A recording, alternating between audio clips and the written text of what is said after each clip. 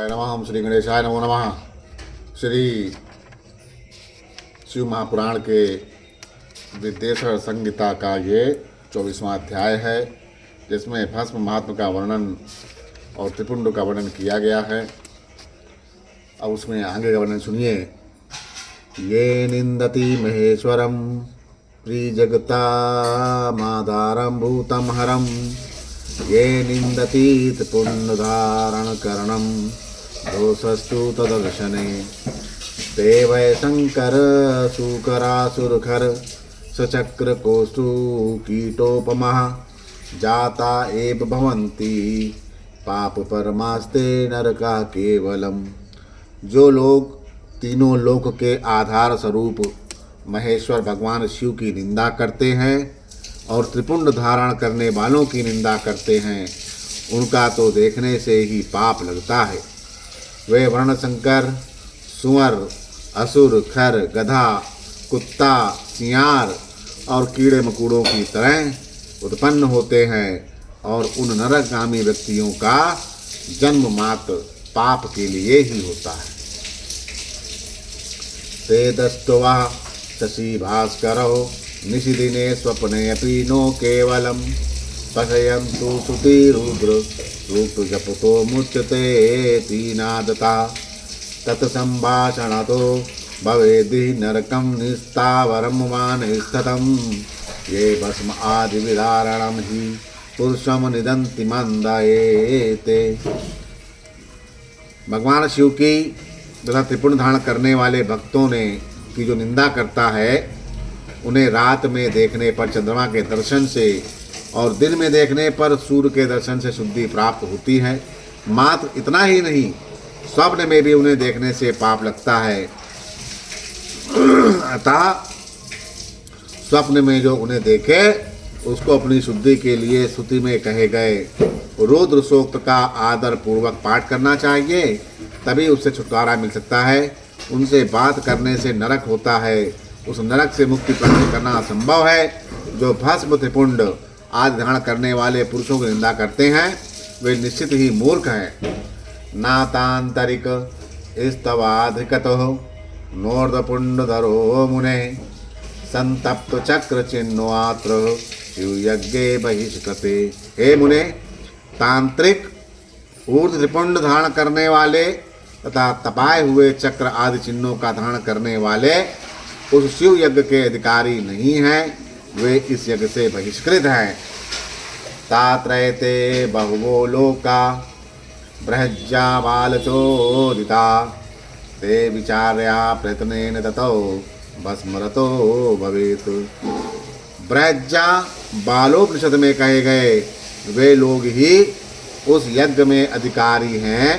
प्रयत्नपूर्वक उन्हें शिवयज्ञ के कार्य में सम्मिलित करना चाहिए, उन्हें भस्म लगाना चाहिए। यच्चनंदनम नैश्य चंदनम के यापि मिश्रम, धारहि भस्मेव त्रिपुंड भस्मना, विभूति बालोपरि किंचनापि धार तदा नो यदि संति बुद्धयः। विभूति का चंदन से या चंदन में विभूति का मिश्रण करके बनाए गए मिश्रित भस्म से मस्तक पर त्रिपुंड धारण करना चाहिए। कुछ भी हो, मस्तक पर विभूति धारण करना आवश्यक है। यदि बुद्धि नहीं तो यह भी करना सदा लोगों के लिए आवश्यक ही है। स्त्री वै स्त्रीपुंड मलकावधि धारणीयम, भस्मधूयादिवृतो विधवा विवेरेवम, तद सदा श्रमवातम विशदा विभूति धार्या पर्व वर्ग फलता सकला गहंतरी। ब्रह्मचारिणी, सधवा या विधवा स्त्रियों और ब्राह्मण आदि द्विजों को केश पर्यंत भस्म धारण करना चाहिए। इसी प्रकार ब्रह्मचर्य आदि आश्रमों वालों को भी स्वच्छ विभूति धारण करना चाहिए, क्योंकि विभूति मोक्ष देने वाली है और समस्त पापों का नाश करने वाली है। त्रिपुंड्रम कुरुते यस्तु भस्मनः विधिपूर्वकम, महापात संघातय मूर्छते चोपपातिकय। जो भस्म के द्वारा विधि पूर्वक त्रिपुंड धारण करता है, वह ब्रह्म हत्या आदि महापातक समूहों और उच्छिष्ट अन्नदादि विक्षण उत्पातकों से मुक्त हो जाता है। ब्रह्मचारी गृहस्थो वा वानप्रस्थो अथवा यति ब्रह्मछात्रयश्च विटशूद्रा स्थानयन्ते पतिताधमः। उद्दूलनं त्रिपुण्डं च दत्वा शुद्धा भवन्ति च भस्मनो विदना सम्यक पाप राशि विहाय च। ब्रह्मचारी गृहस्थ वानप्रस्थी और सन्यासी ये 4 आश्रम हैं। ब्रह्मचर्य गृहस्थ वानप्रस्थ और सन्यास।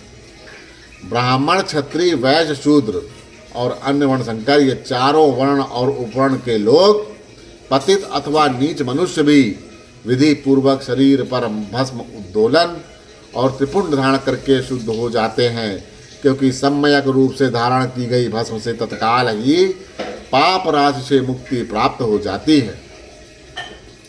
भस्मधारी विशेषण स्त्री गो हत्या आदि पात कहे वीर हत्या श्रवण हत्याभ्याम मुच्यते नाथ संशय।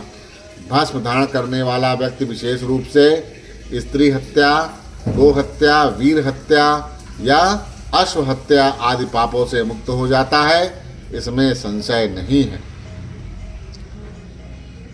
परद्रव्यापहरणम परदाराभिमर्शनम परनिंदानाम परचेतहरणम परपीडनम सासयाराम दिहरणम गृहदाहादि कर्म चा गोहिरण्य महिष आदि तिलक कंबलवाससाम अन्नधान जलादीनानाम नीच व्ययश्च परिग्रह दाशवेश्यामतींगरीषु वृषलीषु नटीषु चा रज स्वलासु कन्यासु विधवासु चा मैथुनम मांस चर्म सदादीनानाम लवणस्य चा विक्रयः वैशून्यम कूटवादश्च साक्षी मिथ्याभिलाषिणाम एवमादि एवा दीन संख्यानि पापानि विविधानि चा सद एव विष्यन्ति त्रिमनुष्य चा दारणात्।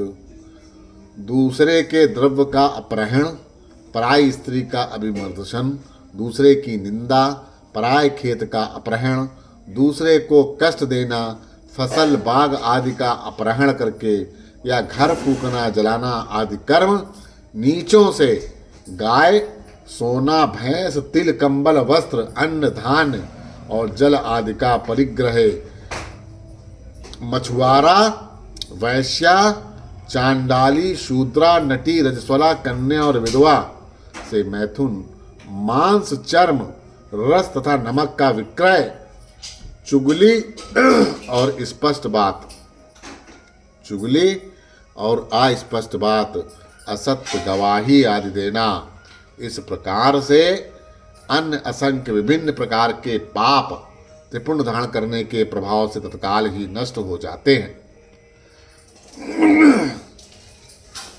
शिवद्रव्यापहरणम शिव निंदा चा कुत्रचित निंदा चा शिव भक्तानाम परयोचितं शुद्ध्यति। भगवान शिव के द्रव्य का अपहरण और जहाँ कहीं शिव की निंदा करने वाला और शिव के भक्तों की निंदा करने वाला व्यक्ति प्रायश्चित करने पर भी शुद्ध नहीं होता। रुद्राक्षम यशु गत्रेषु ललाटे तु पुण्डकम सा चांडाल वापी संपूज्य सर्ववर्णोत्तमम। जिसने शरीर पर रुद्राक्ष और मस्तक पर त्रिपुंड धारण कर लिया, ऐसा मनुष्य यदि चांडाल भी है तो वह भी सभी वर्णों में श्रेष्ठतम और संपूज्य है। यानि तीर्थानि लोकेनस्मि गंगादासरितयश्च स्नातो भवित सर्वत्र ललाटे त्रिपुंडकम। यही जो मस्तक पर त्रिपुंड धारण करता है वह इस संसार में जितने भी तीर्थ और गंगा हैं या जितनी भी नदियां हैं उन सब में स्नान किए हुए के समान या पुण्य फल प्राप्त करने वाला होता है। सप्तकोटि महामांतरा पंचाचर पुरस्परा ताथान्य कोटिशो मंत्रा शैव कैवल्य हेतवा। पंचाचर मंत्र से लेकर 7 करोड़ महामंत्र और अन्य करोड़ों मंत्र शिव कैवल्य को प्रदान करने वाले होते हैं। अन्य मंत्राश देवा नाम सर्व सौख्यों करह मुने ते सर्वे तस्य वश्यः सूर्ययो विवर्ति त्रिपुंडकम्। हे मुने, विष्णु आदि देवताओं के हित के लिए प्रतिपादित जो मंत्र हैं वे सभी सुखों को देने वाले हैं। जो त्रिपुंड धारण करता है उसके वश में वे सब मंत्र स्वतः ही हो जाते हैं। सहस्त्रम पूर्वजतानां सहस्त्रम जनिष्यताम् स्ववंशजनानां ज्ञातीनां उद्रये सहस्रपुंडकृता। त्रिपुंड धारण करने वाला मनुष्य अपने वंश और गोत्र में उत्पन्न हजारों पूर्वजों का और भविष्य में उत्पन्न होने वाले हजारों संतानों का उद्धार करता है। यह भुक्त्वा किलान भोगा दीर्घायुवा विवर्जितः जीवितान्ते चा मरणं सुखनैव प्रपद्यते। अष्टैश्वर्यगुणोपेतां प्राप्य दिव्यपूषिमं दिव्यं विमानमारुहा दिव्यात्रिदर्शेवितम्। जो त्रिगुण धारण करता है उसे इस लोक में रोग रहित दीर्घ आयु प्राप्त होती है और वह संपूर्ण भोगों का उपभोग करके जीवन के अंतिम समय में सुखपूर्वक ही मृत्यु को प्राप्त करता है। वह मृत्यु के पश्चात अणिमा महिमा आदि 8 ऐश्वर्यों और सद्गुणों से युक्त दिव्य शरीर वाले शिव को प्राप्त करता है और दिव्य लोक के देवों से सेवित दिव्य विमान पर चढ़कर शिवलोक को जाता है। विद्याधारणः सर्वेषाणां गन्धवर्णानां महोजसाम् इंद्र आदि लोकपालानां लेको शुचो यथाक्रमम्। भुक्त्वा भोग सुमिनपुल्ला प्रदेशेना मृदुश्चा ब्रह्माणा पद्मासाद तत्र कन्या शतम समेत। वहाँ पर वह सभी विद्याधरों महापराक्रमी गंधर्वों इंद्र आदि लोकपालों के लोकों में क्रमशः जाकर बहुत से भोगों को भोग करता है और प्रजापतियों के पदों और ब्रह्मा के पद पर आसीन होकर दिव्य लोक की सैकड़ों कन्याओं के साथ आनंदित होता है। तत्र ब्रह्मा युषो मानं भुक्त्वा भोगनेकशा विष्णुलोकेन लभे द्विगं यावद् ब्रह्मा शतातयः। शिवलोकं ततः प्राप्य लब्धवेषं काममक्षयं शिवसायुज्यमाप्नोति संशयो नात जायते। वह उस लोक में ब्रह्मा की आयु के बराबर आयु को प्राप्त करके अनेक सुखों का भोग करके विष्णु लोक को जाता है और ब्रह्मा के 100 वर्ष तक सुखों का भोग प्राप्त करता है। तदंतर वह शिवलोक को जाकर इच्छा अनुकूल अक्षय कामनाओं को प्राप्त करके शिव का सानिध्य प्राप्त कर लेता है, इसमें संदेह नहीं है। सर्वोपनिषदानां सारं संलोक्यं मुहुर्मुहुर् इदमेव हि निर्णीति परमं श्रीये स्त्री त्रिपुंडकम्। सभी उपनिषदों के सार को बार बार सम्यक रूप से देखकर यही निर्णय लिया गया कि त्रिपुंड धारण करना ही परम श्रेष्ठ है। विभूतिनते यो ब्रह्माणा यो जनता जातका प्रयाति नरके घोरे यावाद ब्रह्मा चतुर्मुखा। जो ब्राह्मण विभूति की निंदा करता है वह ब्राह्मण नहीं है अपितु अन्य जाति का है और वह विभूति निंदा के कारण ही उसे चतुर्मुख ब्रह्मा की आयु सीमा तक नरक भोगना पड़ता है। श्राद्धे यज्ञे जपे होमे वैसुदेवे सुरार्चने दशदेव त्रिपुंडा पूतात्मा मृत्युम जायति मानवा। श्राद्ध यज्ञ जप होम बलि वैसुदेव और देव पूजन के समय जो पूतात्मा मनुष्य त्रिपुंड धारण करता है वह मृत्यु को भी जीत लेता है। जल स्नानम मल त्यागे भस्म स्नानम सदा शुचि मंत्र स्नानम हरेत पापम ज्ञान स्नाने परम पदम। मल त्याग या शुद्धि के लिए जल स्नान किया जाता है। भस्म स्नान करने पर सदा पवित्रता आती है। मंत्र स्नान पाप का हरण करता है और ज्ञान रूपी जल में आवागमन करने पर परम पद की प्राप्ति होती है। सर्वतीर्थेषु यत पुण्यम सर्वतीर्थेषु यत फलम तत्फलम समनवनोपि भस्म स्नानो करो नरा। समस्त तीर्थों स्नान करने से जो पुण्य और फल प्राप्त होता है वह फल भस्म स्नान करने वाले को प्राप्त हो जाता है। भस्म स्नानम परम तीर्थम गंगा स्नानम दिने दिने भस्म रूपी शिवा साक्षाद भस्म त्रिलोक पावनम। भस्म स्नान ही परम श्रेष्ठ तीर्थ है जो प्रतिदिन गंगा तीर्थ स्नान के समान है। भस्म तो भस्म रूपी साक्षात शिव हैं जो त्रैलोक पवित्र करने वाले होते हैं। ना तत् स्नानम ना तदुद्यानम ना तद्वानम जपो न सा त्रिपुंड्रेण विनायेन त्रिप्रेण यदनुष्ठनतम। बिना त्रिपुंड धारण किए हुए जो ब्राह्मण स्नान ध्यान दान और जप आदि का अनुष्ठान कर्म करता है वह न तो स्नान है न ध्यान है न दान है न जप है या अन्य अनुष्ठित कर्म ही नहीं है। वानप्रास्थस्य कन्यानाम दीक्षाहीनर्णनाथ मध्यहात प्रांगलजरयुक्तं परतो जल विजर्जितम् एवं त्रिपुंडम यः पूरयार नित्यं नियता मानसा शिवभक्ता सा विज्ञा हो भुक्ति मुक्तिम चा विंदति। वानप्रस्थ कन्या और दीक्षा रहित मनुष्यों को मध्याह्न के पूर्व ही जल से युक्त त्रिपुंड धारण कर लेना चाहिए, किंतु मध्याह्न के पश्चात जल रहित भस्म से त्रिपुंड धारण करना चाहिए। मध्याह्न के पूर्व जल से युक्त और मध्याह्न के पश्चात जल रहित भस्म धारण करना चाहिए। इस प्रकार श्रद्धा पूर्वक दृढ़ निश्चय वाला जो व्यक्ति नित्य त्रिपुंड धारण करता है उसे ही शिवभक्त जानना चाहिए, उसी को ही भुक्ति और मुक्ति प्राप्त होती है। यस्यांगवे नैव रुद्राक्ष पुण्यदा तस्य जन्म निरर्थ स्यायत्र पुंड रहितो यदि। जिसके अंग पर प्रचुर पुण्य देने वाला एक भी रुद्राक्ष नहीं है और वह त्रिपुंड से भी रहित है, उसका जन्म लेना व्यर्थ है। एवं त्रिपुंड महात्मयम् समासात कथितं मया रहस्यं सर्वजंतूनां गोपनीयमिदं त्वया।